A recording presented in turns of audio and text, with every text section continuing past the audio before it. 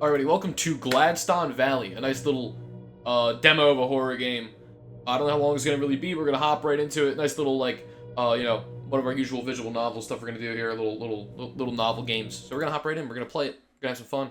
We're gonna enjoy it. It's not intended for children or those who are easily disturbed. Get the hell out if you're any of those. You hear what's been happening lately about the thing living in the woods, living the valley? Dogs and cats have been turning up dead. Mangled, bloody mess. No, I haven't heard that, actually. That's terrifying. I'm worried that my sweet girl, Georgia, will be next. I'll be keeping the cats indoor. Oh, this is heartbreaking. Oh my god! I want the police to do something about it. I'm afraid to leave my home after 5, for God's sake. Well, they just don't know what it is, or could be. That and the disappearances. I gotta... Freaking goddamn, everything's gotta be so loud. Not like I'm not. That and disappearances. Everything's a right mess. What if the disappearances and animals are connected? No. What are you saying, Shane?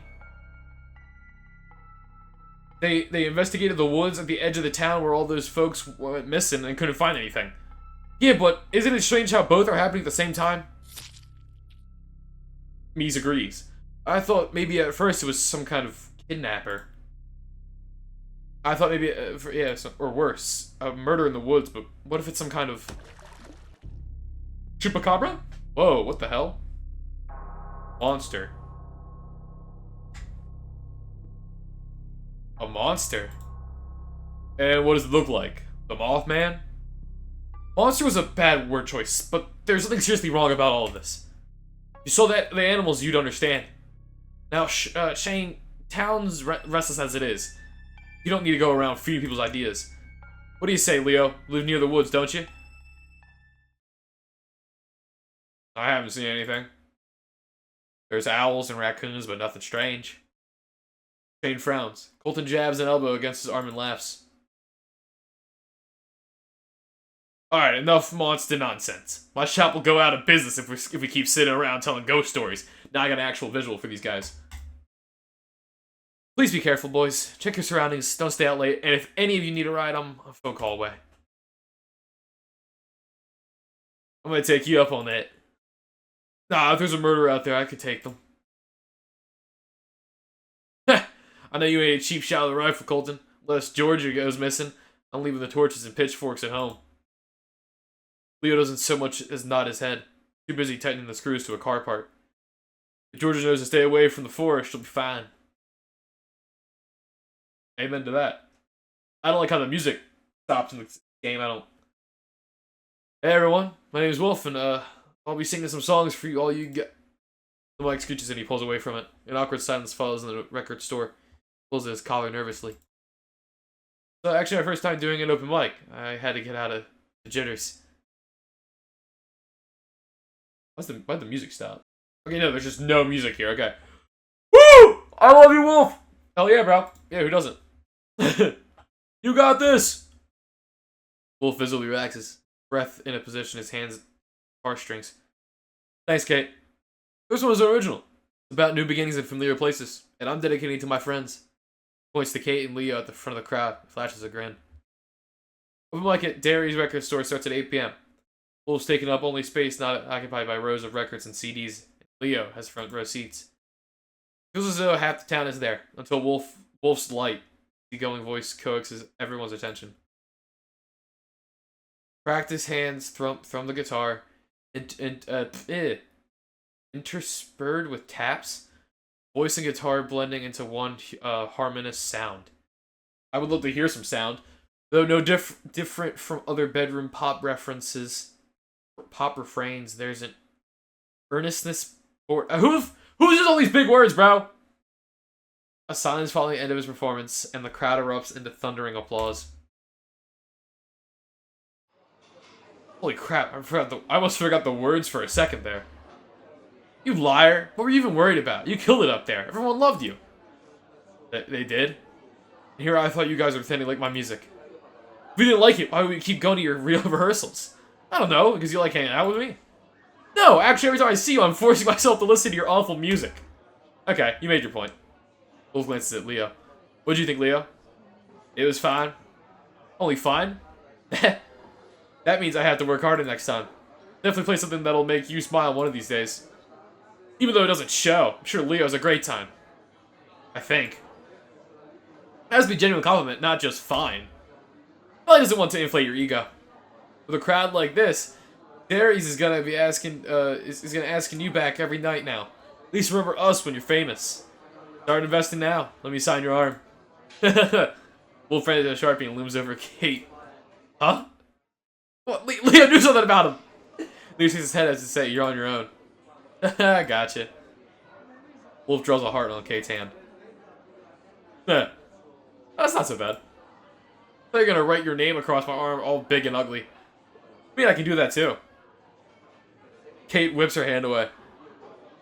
I didn't see my family tomorrow. I can't let them see that on my arm.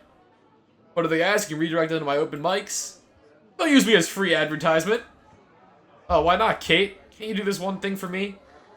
Why don't you make your own flyers or something? Just not that. I'm just kidding. Hey, why don't we do something about after this? I can treat you to ice cream with all my donations. Oh, my parents are getting strict about my curfew. They want me disappearing into the forest. Oh, the disappearances. Was there another one recently? Yeah, over the weekend. It was this poor homeless man who's usually down the block from the gas station. Oh, not Jimbo! Been 5 disappearances so far, but the official statement from the police don't really confirm anything.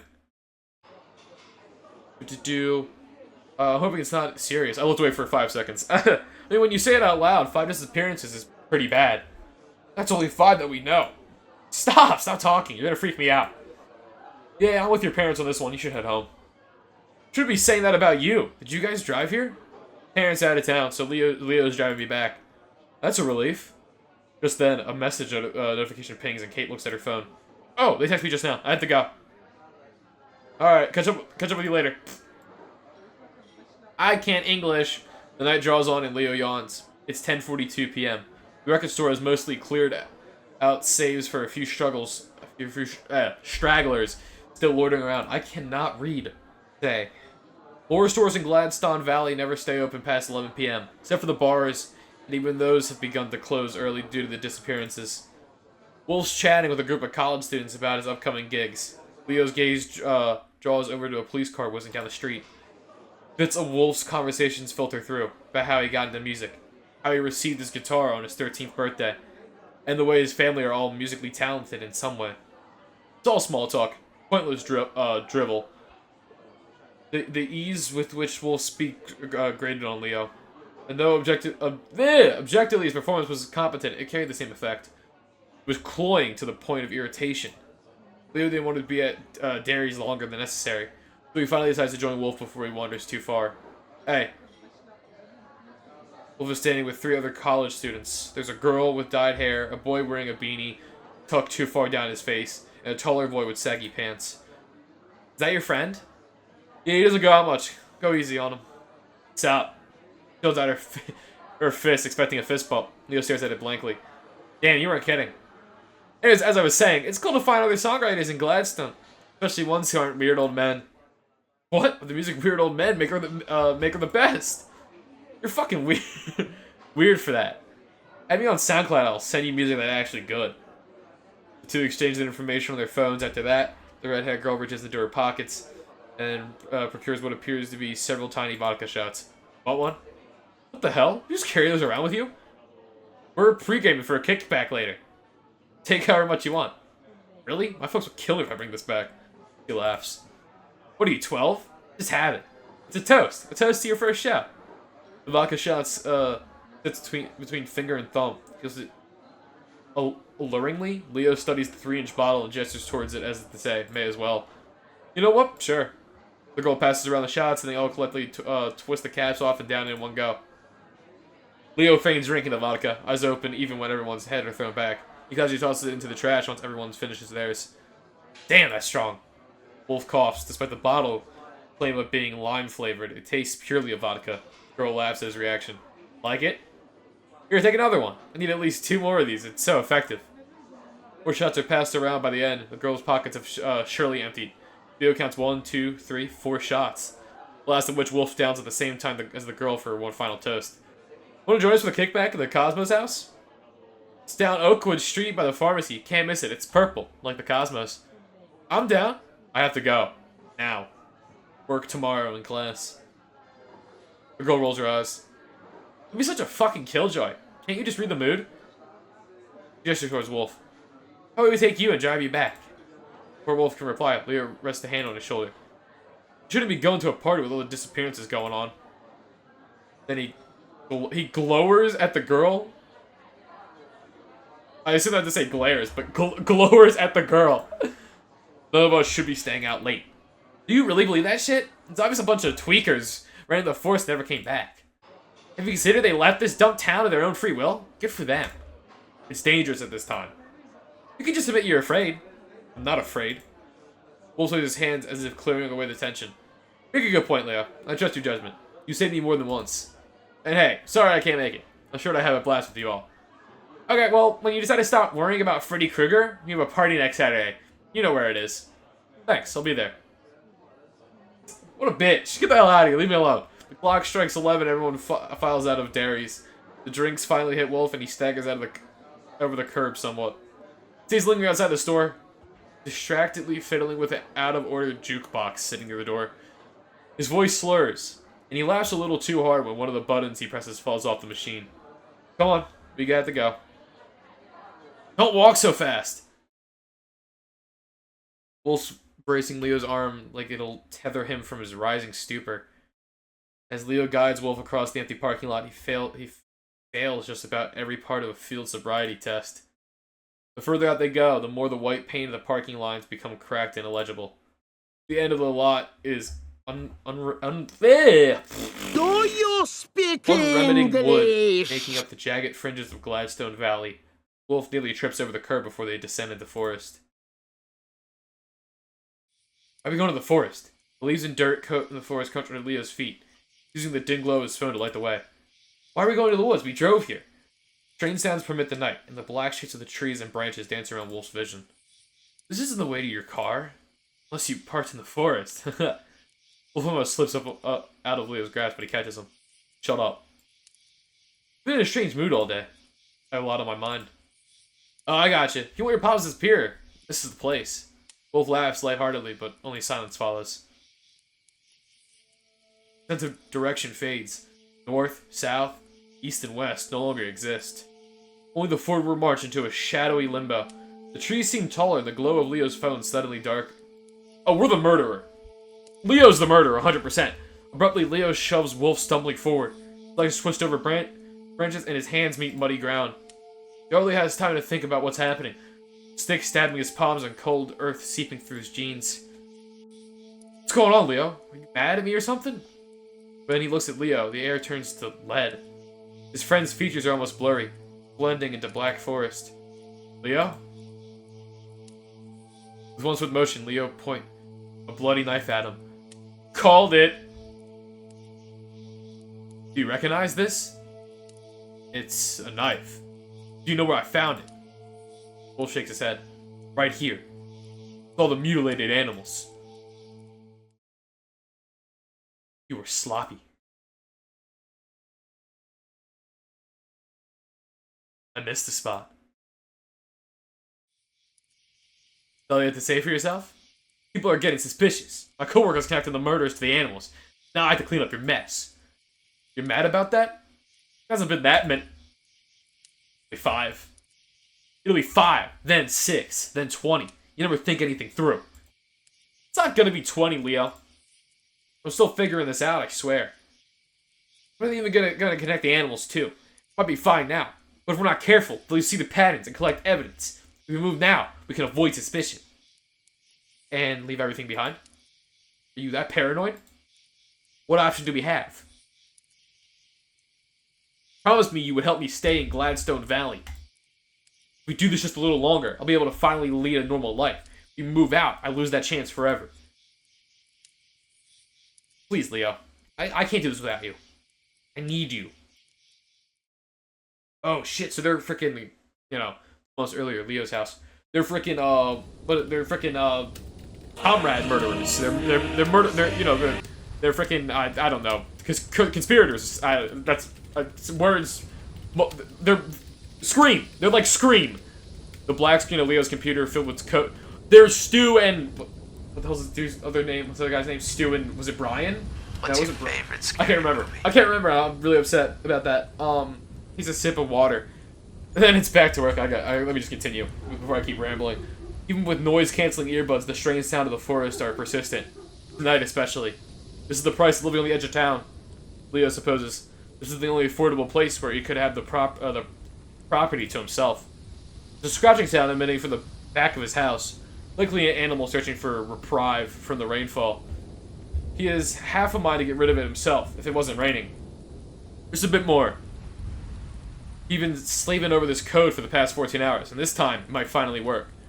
Leo's cursor hovers over the execute button. Click. Works for about 10 seconds before the execution log obscures the screen. Error after error pops up. Some sort of unforeseen bug. Oh, damn! Leo jumps involuntarily. Something hit his back door. It's over his shoulder warily. This is the last straw. He rises from his seat, pulls on a coat, retrieves his handgun and flashlight from the drawer. The back door creaks open, and he enters the blustery rain which has made the grounds taut and murky. Grabs for his flashlight, not wanting to slip within a few feet of his home. The light blindly illuminates the trees ahead of him, and then... Whoa! That should have been the moment Leo walked back into his house, or called the police, or stayed at somebody's place, but a morbid curiosity plants him in place. The creature sounded very much alive just moments ago. Leo flashes his light behind him, where splatters of still wet blood paint his wall, and then to the surroundings of grass where bits and pieces of gore glisten in the dirt. Whatever did this is still out here.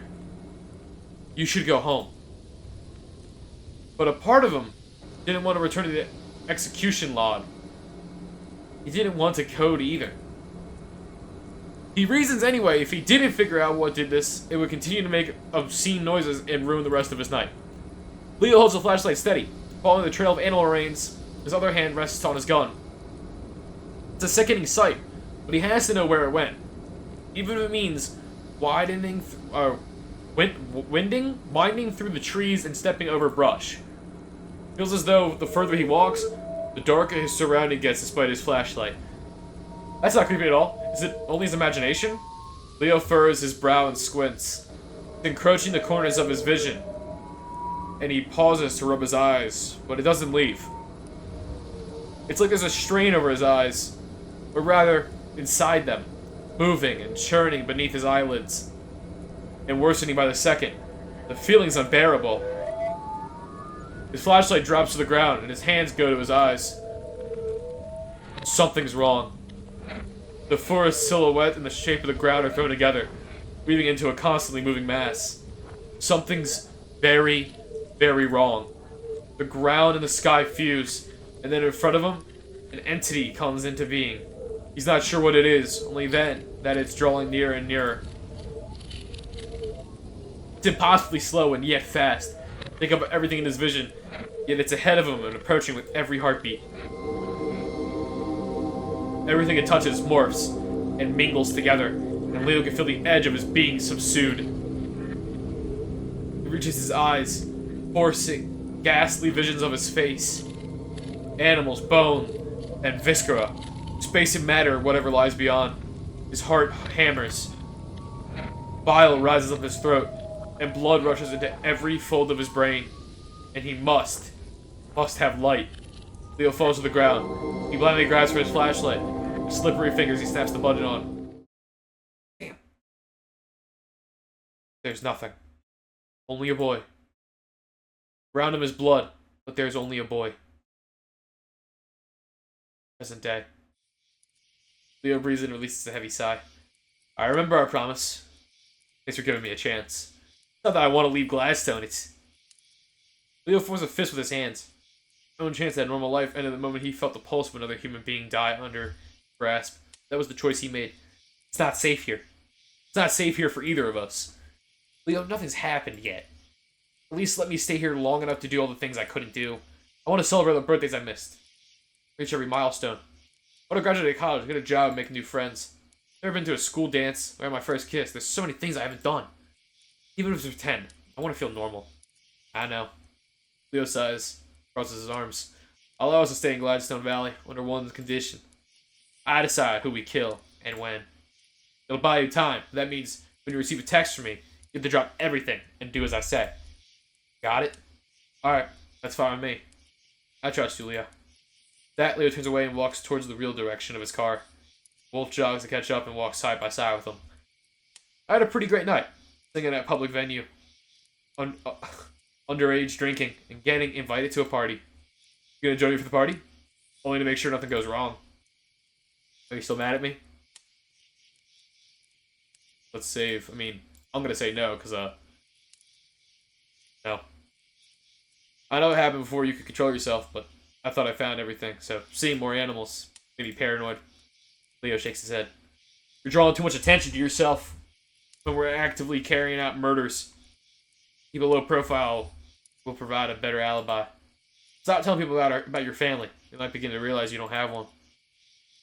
Makes it more realistic. Better to be safe than sorry. Leo walks ahead to his steel blue pickup truck. Polished so thoroughly, Wolf can see his reflection in it. The bed of the truck is filled with scrap metal and motor oil. Wolf reaches into the bed, picks up a thick sheet of metal, bites it between his teeth. So what's the plan now? Lay low. Leo arrives to the auto shop the following day. He's there practically full-time despite being a student, among other things. He's early, so he spends his time reviewing orders and meticulously lays out his tools in order of length on the work table. He hears Shane and Colton before they arrive. The two typically arrive as a pair since Shane needs to be carpooled, sometimes by Tom, but mostly by Colton. And that's why I don't skateboard and read at the same time anymore. Is that why you were at the book club last week? Bruh, we're reading the Quran now. Sorry I had a sprained ankle. I catch you up on all the details, but it's better if you read it yourself. Morning, boys. We got a Volkswagen needed an oil change. Our RAV4 needed a replacement parts, and a Jeep that needs a new engine. Morning, the mechanic shop normally played out this way. Doyle handles the customers in front and sends repair orders to the boys. Comes to the back placing orders for parts, since nobody except for maybe Leo can be trusted with finances. Hey, can anyone tell me why this exhaust pipe is drenched in Mountain Dew? Tasty. Straight from the tap. Dude, you are so nasty. Is it really Mountain Dew? What if it's Sprite? It smells like Mountain Dew, and it's green. One absent-minded turn of a screw and Shane yelps. Tumbles out from under the car, soda streaking down his arm. Shit is everywhere! Colton breaks out laughing. Holy fuck, it is! Oh, Leo, I think we need to clean up on aisle 9. What's the protocol for dealing with corrosive substances? Colton devolves into another fit of laughter. There's tears rolling down his face. Shane grabs a rag and wipes down his uniform. Can you be quiet? I'm trying to focus. Sure you don't want to sip? It'll take 2 seconds to clean up.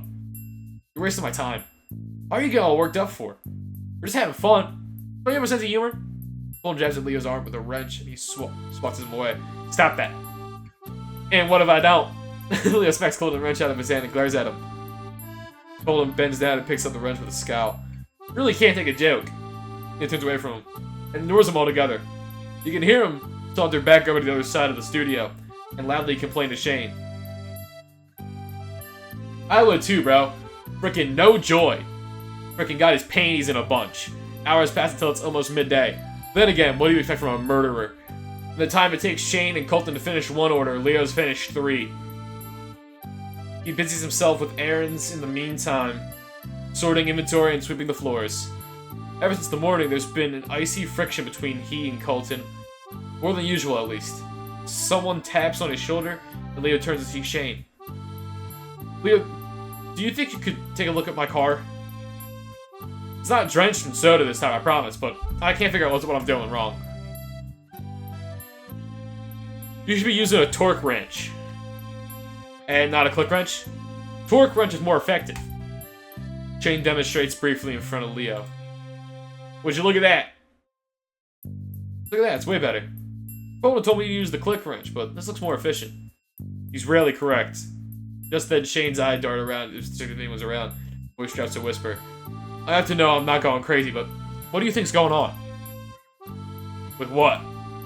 The disappearances. I feel like you won't judge me for this, but doesn't it seem weird? Weirder than just murder happening? He's clearly skirting around the subject and gauging Leo's tolerance for supernatural. It's a monster. It's a monster. It has to be, right? Those animals were utterly torn apart in a way that would make almost fanatics blush. It was worse than the climbers who died on Devalto Pass. I agree. Leo doesn't know what that is. Ever since I saw the pictures, I felt awful. I can't explain it, but I had this hunch something's terrible going to happen. All of us. Like what? I can't say it, but someone has to figure it out before it's too late. Keep me updated if you notice anything strange. Okay. By the end of the day, Leo's finished. Puts off his gloves to make final inspection when Noella passes by and hums approvingly. Good job! At this rate, you could open your own auto shop. How is it you're so good with cars? Was it your dad who taught you? I'm self-taught. Oh, good! My old man used to say you can't learn anything until you do it yourself. Are you going to see your family for the holidays? Thanksgiving's coming up, but I noticed you didn't take any days off. My family doesn't celebrate Thanksgiving. Doesn't celebrate Thanksgiving? What a shame. Well, I'll be sure to bring you some peach cobbler for my table. Yeah, you should still take some time off to see them. I know how it can be with the family feuds, but you'll look back on the memories fondly. Noelle continues to chatter on about how her sisters would fight over a wishbone. The last time she ever saw her cousins before they moved downstate. After a certain point, it's as if he isn't there. Noelle continues talking on and on. Unfortunately, you can't remember the last time he celebrated a holiday to properly lie about it. Luckily, Tom walks over and saves him from further conversation. Can you see the boys trying to head home, Noelle? I got something to say to him, so you go on ahead. Alright, Tom. Talk some sense to that boy, will you? We all have our own way of celebrating the holidays. There's no talking sense to this one. Tom chuffs a hearty laugh. Seems to satisfy Noelle. Once Noelle's out of the earshot, he turns to Leo. If you give her the chance, she'll tell you her entire life story. Yeah. Silence follows as Leo puts away his tools and Tom cleans up the studio. Chin up, boy. I know your mother's looking down at you from heaven. I pray for you every day, Leo. Life's hard. I know, because I've been there. Being a boy all alone in this world. It ain't fair. Looking at you, folks might see a quiet boy. But I know your head's a whirlwind. All you can do is stand tall and pick yourself up, eh? I see that in you. Tongue claps him on the back. That's all, Leo. I want to remind you, you've got a brilliant future ahead of you. Be sure to get a proper dinner and stay in school. Okay. Tom's always praying for him. Leo's lost count how many times they've had this pep talk. If only he knew the truth. Would he still pray for him? Probably not. To work, Leo commutes directly to class. He attends college in a neighboring town, about an hour and a half away from Gladston Valley. Gladston barely had a supermarket, much less a college. So most people here, most people his age share this fate. By the time he walks to class, Kate's already there. She's taking out her notebook and a plethora of stationery, while the professor sets up the course material, and Leo takes a seat beside her. Thank God you're here, Leo. I thought you were going to skip class with everything going on. I don't want to be alone when it's so dark out. None of the disappearances are happening here. Can't help but be on edge. That's fair. Professor drones on, talking too fast in an accent Leo can barely understand. Kate's struggling to stay awake with her head bobbing up and down no matter how hard she tries to force herself awake. Several torturous minutes later, he receives a note passed over by Kate. You understand what he's saying? He jots down something on the paper and passes it back. No. More writing. Kill me now. My brain's already fried since it's so late. Take a nap. I'll miss everything. You're not learning anything right now. Yeah, I'm not. Listen for a notebook to him. The first half of the page are regular notes, before it completely devolves into doodles with flowers and cats. You focus more in class. Sorry, I wasn't born holding a laptop with Visual Studio Code on it. The notes pass back to Leo. He takes longer to write before passing it back to Kate. Cut to a little robot staring back at her. This is cute. Is that supposed to be you? I don't know. It takes longer to write her message. When the page is returned to Leo, there's an adorable black cat sitting next to his robot. Well, now he has a friend. Kate walks out of class, yawning and stretching. I'm so not taking night classes next semester. It's gonna suck having to catch up on a lecture, but at least we're suffering together. Make sure you actually pass the class. I'm gonna have to. If I get anything less than a B, I'm not gonna hear the end of it from my parents. Send you my notes. I'd appreciate it. Leo accompanies Kate as they walk the lecture hall and across the tiny campus. The last bus station sits beneath a single lamplight. They wait together in silence until the bus rolls in. I'll catch you later? Later. The bus exits the station, leaving the smell of exhaust in its wake. Leo walks back to the student parking lot where a steel blue pickup truck greets him. Before heading out, he rummages through the bed of his car, keeping a mental inventory of what he has. By the time he's sitting in the driver's seat, he's made up his mind. Kill Kate or kill Shane? Whoa! Whoa! What? I guess kill Shane. No? Because I feel like Kate's like our friend. Like, people would suspect that because Kate hangs out with me and Wolf. Yeah, I guess kill Shane. A boy like yourself. Perfect for the job. Now we just need you to do some online paperwork. Read through the contract. As long as you have some form of ID in a bank we can send direct deposit to. We'll be able to start as soon as Monday. Awesome. Sounds good. Wolf walks out of the hiring office with a skip in his step. He's an officer of the local construction company in Gladston. One of the few places eager to obtain working hands. The image of him in the near future, donned in an orange helmet and vest, is exciting. He'd been searching for a week before he landed the interview. And finally he found his first ever job. Although he didn't have a bank account, he wages it should be easy enough after all. Didn't everyone have one? Sure, man, everybody's got a bank account. There's the application that the bank teller gave him. The numbered list of questions goes down the line all the way in the backside. What a bunch of mumbo jumbo. He's sitting in on a bench near the bank, tapping a fancy blue pen he nabbed from the counter against his lip. Name, birthday, address, got it. Been crashing at Leo this whole time, so let's put that down. What's next? Birth certificate? Thanks for a moment. Okay, whatever, let's skip that one for now. Government issue identification? What? What's a social security number? You're cooked, man. You had none of that? Wolf briefly looks up what a social security number is on his phone. He does the same for the passport and driver's license. Using the end of his pen as the result shows equally complicated answers, with countless steps requiring money, consultations, and other things he didn't have. I'll have to skip that. Okay, what's the last one? Proof of address? Shoot. I don't pay for anything at Leo's place. I'm definitely not the lease. Why is all this necessary? I'm alive, isn't that enough? Unfortunately, no. Maybe back in 1880. Wolf sighs and stares at the paper for a long time. Finally, he stands up, crumbles up the application, and throws it away. With his hands in his pocket, he paces down the sidewalk. Being a normal boy is harder than I thought. Paper, he's completely undocumented. Forget being a normal boy. As far as the rest of the world is concerned, he doesn't even exist. No. There's workarounds for this. I'll get a fake ID and find someone who can help me. It doesn't matter if I have all this stuff or not. Surrounding plaza is the only area in Gladston resembling a strip mall. The area's record store sits 2 blocks away. Wolf pauses before a community bulletin board and eyeing the various flyers and requests. The police request to report any evidence relating to the disappearances. A flyer for a house party at the Hill and a bar advertising their new happy hour special. He readjusts his backpack in contempt and rips the party invite off the bulletin board. Need to focus on something else. What would a totally normal boy do? Movies, people drink to forget and party when they're sad. The Cosmo party coming up, I think give it a try. Just then Wolf sees a couple walking down the street to get their car. They kiss and enter the car together before driving off. If I had a girlfriend, everything would work. I wouldn't need these stupid contingency plans. We'd move in together, share everything, a joint bank account, insurance, and a place to stay at.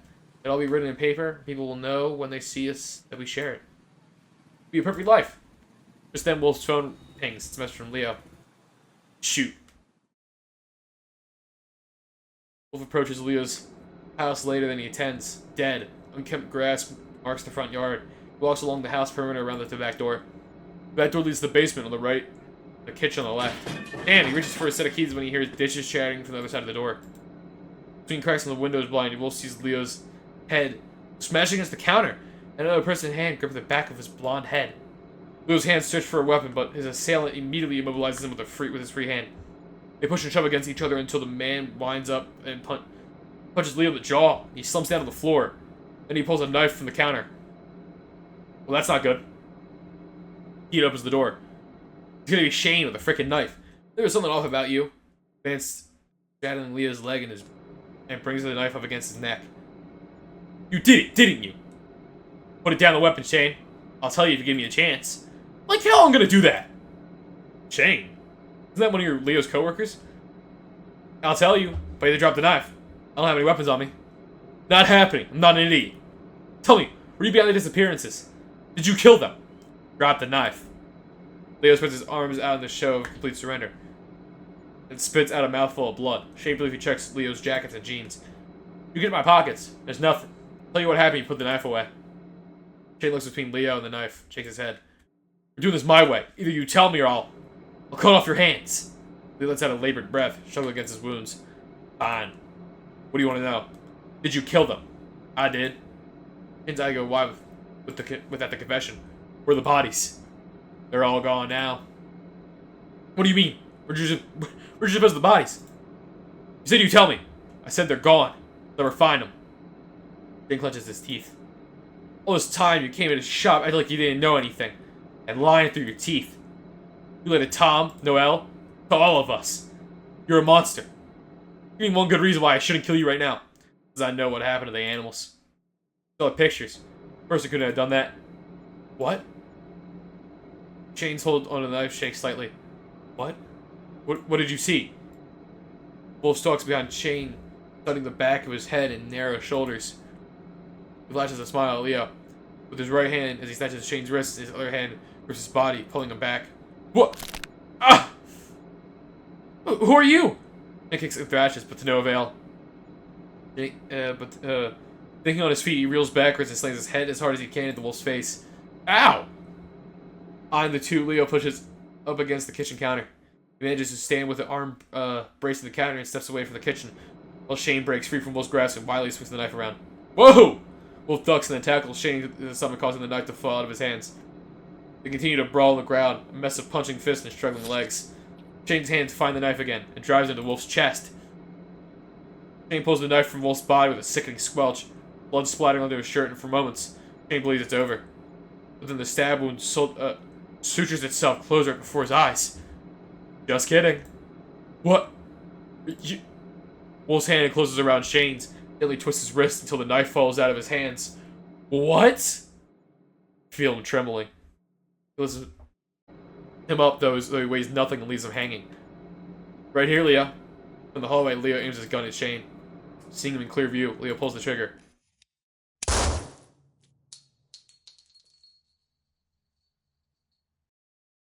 2 months earlier, the woods near Leo's house. Who are you? My name's Wolf.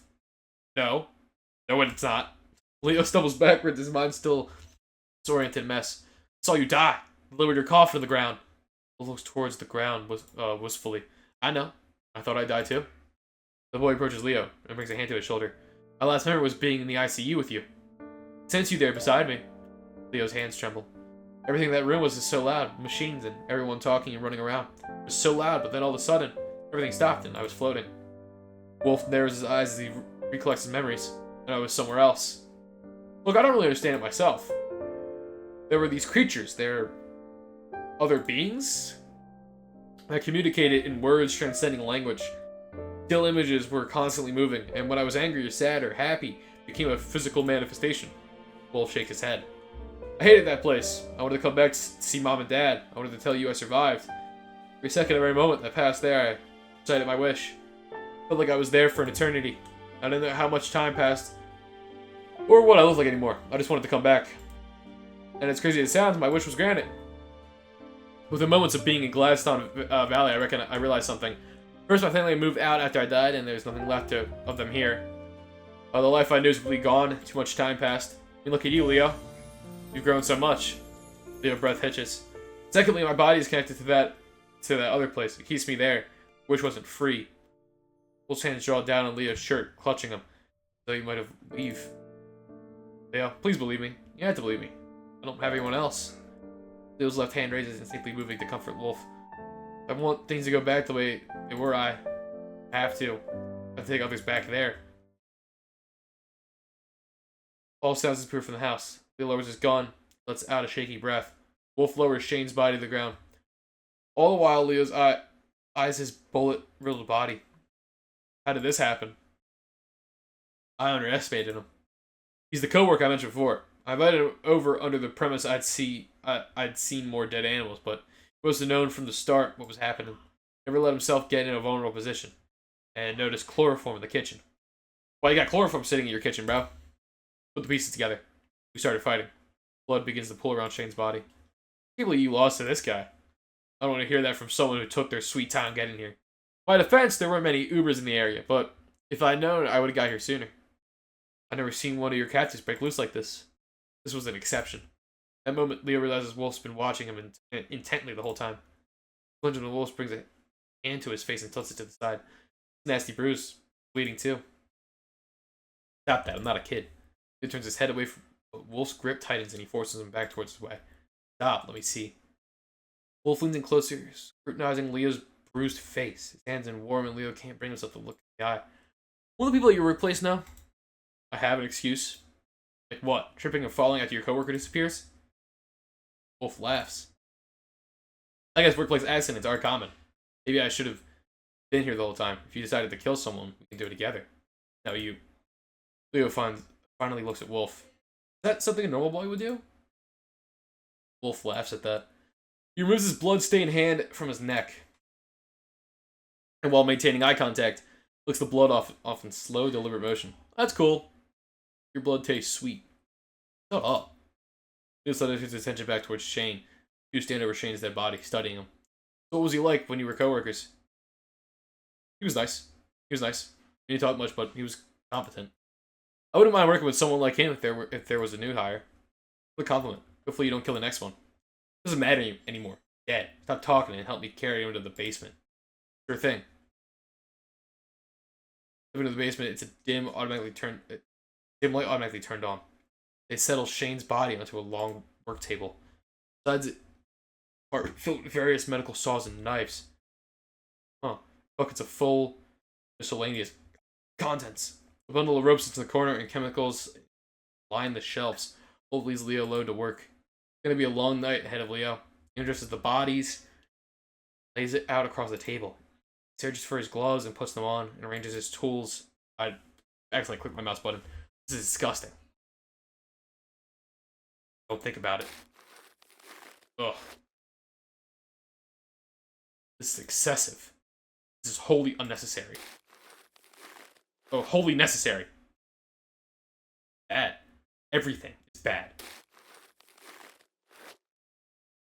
This is wrong. One or two times it's crossed my mind that this is wrong. But for him to live, others must die. Oh shit, really? They've reached the end of Gladstone Valley demo. The full game is released relatively soon since the writing is complete, but I hope you enjoyed the demo so far. Thanks for playing. And that I did. I hope you guys enjoyed this demo too. I thought that was actually really cool. Yeah, I like that. I look forward to that. If you guys want me to actually play the actual game, let me know down in the comments below. Or if you have any recommendations, you can let me know down there too. Don't forget to like, comment, and subscribe. I'd really appreciate it. And hit that bell button so you get notified when my glorious monk uploads, because why would he want to see me upload? Anywho, this was Gladstone Valley. I hope you guys enjoyed, and I'll see you all next time. Have a good night wherever you're watching this.